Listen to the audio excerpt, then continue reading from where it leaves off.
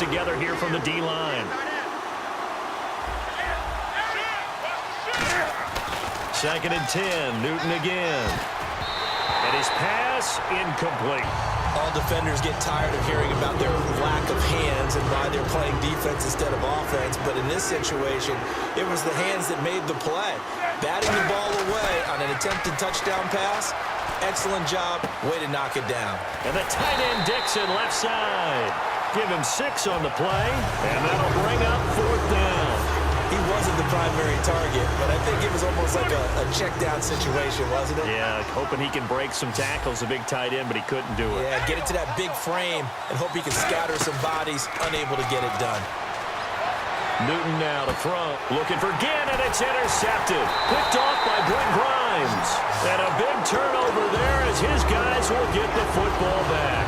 Here comes the Buccaneers offense. They get their first reps of the second half.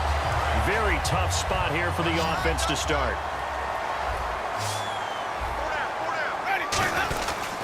First down, here's the run with Martin. And he's going to be taken down shy of the 5-yard line. Give him a couple on the carry there, 2nd and 8. And quickly, they get to the line.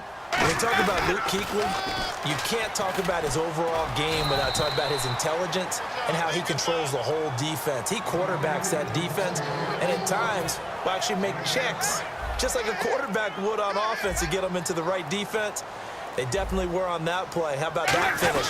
Holding that to a minimal gain. And a first carry here for Charles Sims. No gain on the play there. A nice job defensively, and it likely forces a punt situation on 4th. So in their own territory, but they only need a few inches, so they're going to opt to go for this thing. We'll see. Maybe a surprise pass or run. What will they do? We're about to find out. 4th down. And now on the pitch, the ball's loose. Boy, a curious decision to go for it. Doesn't pan out. Thank goodness. That means this next drive is going to begin 1st and goal already at the 5-yard line. They go back to the air here after the INT. It's caught. It's Stewart. Call it a 1-yard gain on the play, and it'll be 2nd and goal. Was that a receiver? Yeah, actually it was. It was a running back who was a receiver on the play. Ike's been spending time in the receiver drills getting his feet down. Well, those guys out of the backfield, they got to be good, agile with their feet. He's in trouble, and he'll go down back at the 12. Gerald McCoy busting through to get him for a loss of 6. Gotta figure this is one they need here on 3rd and goal. Well, this defensive unit certainly picked a great time to make a stand. Back-to-back sacks, starting with 1st and goal. Have to believe that they'll continue to bring the pressure on 3rd down. Greg Olsen was the intended target, and that's going to bring up a 4th down. Still just the 3rd quarter, but they've got to make something happen. I think they know that. They're going for it on 4th. Here we go on 4th. Newton. And this is incomplete. And by the way, we should probably give a congratulations to the Minnesota Vikings just opening a new stadium, US Bank Stadium, and they christened it with a 3-point victory. And it was so great to look up and see all the old Vikings at the game and the fans enjoying it. That was fantastic. But how about Sam Bradford? The big move, the big trade, his first start, and it pays off in a huge way. He and Stephon Diggs have already made a big-time connection. And they're going to speed things up here. Throwing, Winston. Flushed out right. And his throw's going to be incomplete. He was trying to get it to Doug Martin. And it's going to be 3rd down and a ways to go here. 3rd and 14.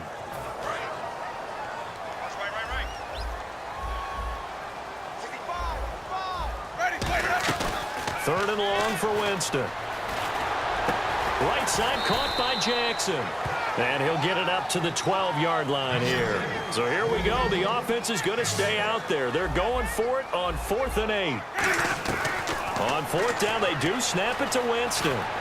Trying to lay. Oh, this is taken in. It's complete. And he's brought down after a good gain.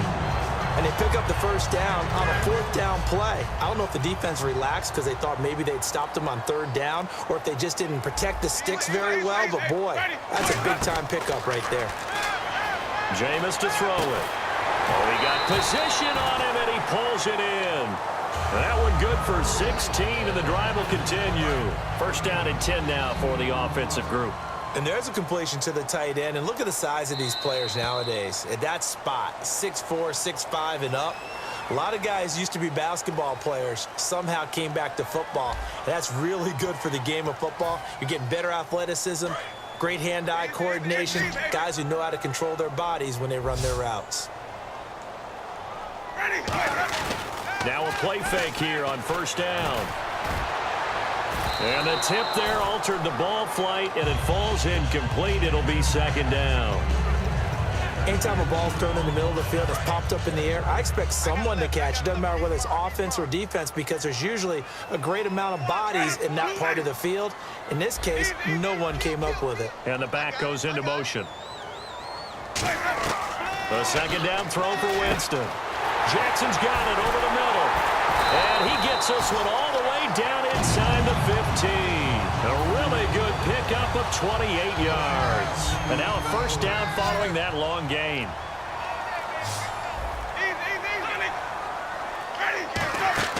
From the red zone now, Winston. They set up the screen to Martin. It's a loss of 4 there, bringing up second down. Got to give some credit there defensively. They snuffed out that screen early on first down. Really read it well, didn't they? Because they didn't bring the pressure that they expected. Nowhere to escape, and he goes down. They'll wind up losing 10 on the sack, and it'll lead to a 3rd and long. Okay, I'm not sure you could actually draw up a better pass rush than that one right there. Nowhere to go outside. He had to keep backing up and backing up and backing up. Eventually dropped for a huge loss. The intended receiver that time, Adam Humphries. And that's going to make it 4th down. Roberto Aguayo out now for the bucket. Oh, they flip it to the kicker. He looks like he's going to throw it. And intercepted. Maybe the turning point they need. It's the Pro Bowler Luke Kuechly that picks it. And a big turnover there as his guys will get the football back. Carolina getting set to take the field. And last time they were very fortunate, this offense. They went for it on 4th, turned it over in their own territory. But the other guys held up. They didn't give up any points. So how about the guy with the #1 headset on the sidelines, the head coach? That was planned going into it, not necessarily to not get the first down or to have the defense have to hold up. But he trusted his defense. Trusted his defense very much, and I think that's how he's going to play this game. Go for it, be aggressive, because I've got the Wild Bunch backing me up over here on my own sideline. Now we'll see what his offense can do. It appears that the pressure is affecting him today. Normally, he knows exactly when to get rid of the football, but today, because he's been hit a few times, he's getting rid of it a little bit too quickly. Gets it to Benjamin. It's caught. A really nice pickup of 14 yards, and it moves the sticks. And in a 2-score game, obviously, every play, every 3rd down, like we saw there, magnified big pickup. It was a huge pickup. What they really want, though, is to not even get to 3rd down. They've got to maximize time and conserve as much as possible. It's a pickup of 14 there, and the Panthers are going to get a first down. 20. On first down, it's Newton. The catch made over the middle by Ginn. And he takes this one down all the way near the 30. And that last reception puts him over 150 yards now on the game, Charles. And now it's not just execution. It's not just performance. It's a mental aspect that's going on. Because right now, he's got the defense so much on their heels, got them looking at each other. Who's going to cover this guy? And what type of coverage can we put out there to try and slow him down? So the D-line's going to spread out. 2nd and 10, Newton again. And that one got tipped, kind of threw everything off. It brings up 3rd. Before that last pass, 2 interceptions had already been thrown. And this last one tipped in the air, which means everyone on defense is almost fighting each other in order to get to the football to try and make it a 3rd. Once you've thrown a couple, it's almost like a swarm of bees going after the ball. And in this case, they weren't able to get there before it fell to the ground. All right, they're going to try and keep hope alive here on 4th down. They're going for it. Newton. And he finds a man. It's Olsen. Call it an even 20 yards on the pickup. And on 4th and long, somehow they're able to keep the drive going. And the offense moving quickly to the line. Stewart is the lone setback. Back to throw, Newton. He was looking for the connection with Devin Funchess. And that'll make it 2nd and 10. Well, we looked at each other right when he flinched. We knew that that flag was coming. Yeah. And it's caught. It's a touchdown. Now, we'll have to check the flag, but I think this one's going to stand. Gano for the extra point. He's got it, and they're back within a touchdown at 28-21.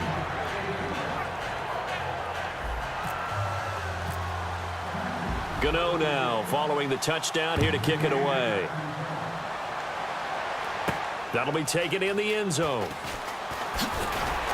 And he'll wind up about 4 yards shy of where he would have been if he had taken a knee, as they'll start at the 21-yard line. And Tampa Bay trots out there now. Looked like they had something going last drive. Then the interception happened. Will they recover? The memory they need to keep with them is that they did have something going. They were moving the ball on offense, had a nice sequence going. Don't worry about the other part. You can't get that back. Let's go back to what you were doing well before. I thought you were going to say they need to have no memory, but remember the good part, forget the bad. I like that even better. Time for a break. We'll come back, see what transpires after this.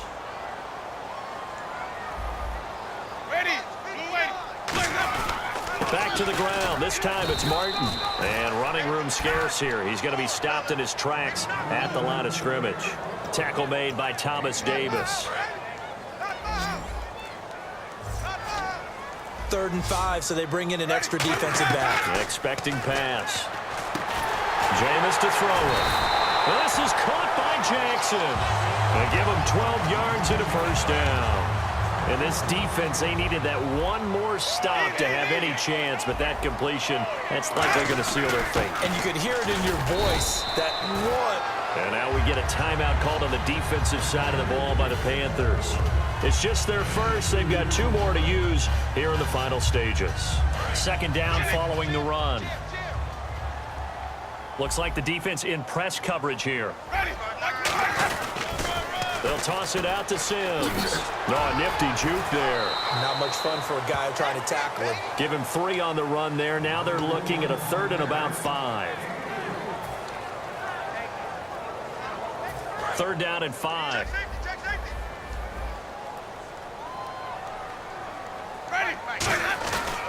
They'll run it again with Sims. Call it no gain there, and it leads to a 4th down. The Panthers are going to take another timeout. That'll be their 2nd, so one more chance to stop the clock here, and we'll be back. And no move to get the offense off the field. They're going on 4th and 5. They'll run it with Sims.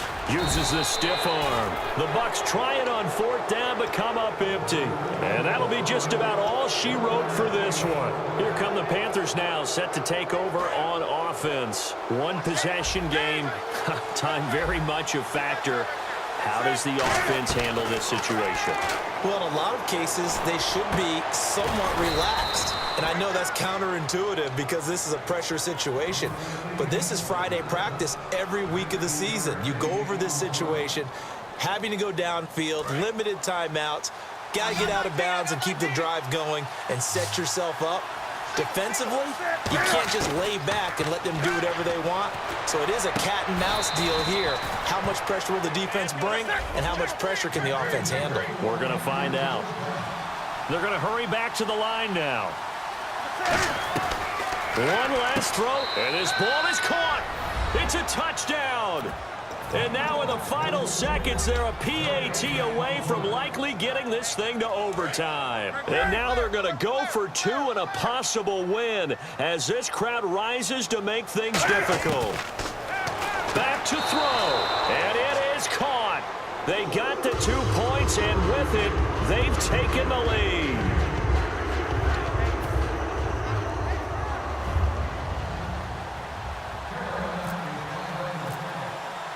Gano now following the touchdown here to kick it away.